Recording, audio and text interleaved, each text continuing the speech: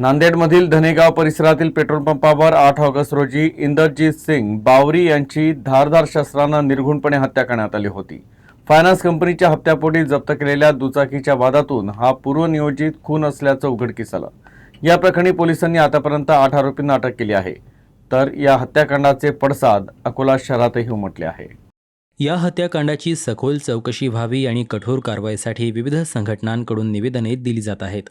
अकोल्यातही जिल्हाधिकारी यांना निवेदन देऊन ही मागणी करण्यात आली आहे।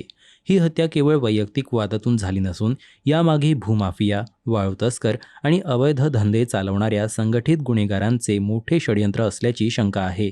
यामागे कोणते अदृश्य हात कार्यरत आहेत आणि या कटाची पाळेमुळे कुठे पसरली आहेत याचा शोध घेणे गरजेचे आहे।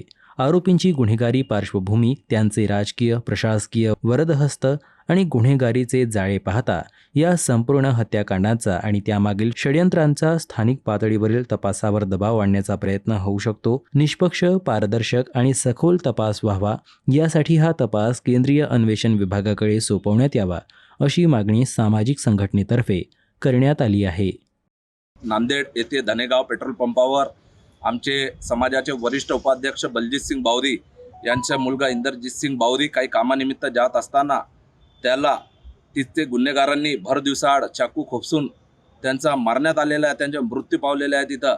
तर त्याला आज आम्ही अकोला शीख समाजाच्या वतीने माननीय कलेक्टर मॅडम यांना मोका अंतर्गत कारवाई करावी या म्हणून निवेदन देण्यात आलेलं आहे, प्रतिलिपी नांदेड पोलीस अधीक्षक म्हणून।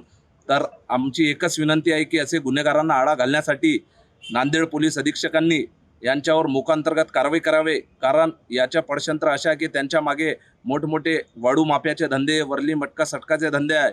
असे गँग, केबी गँग म्हणून ते चालवत आहेत तिथचे लोक। या गँगचा पूर्ण खुलारोप करून त्यांच्यावर मोकांतर्गत कारवाई करावी ही नम्र विनंती।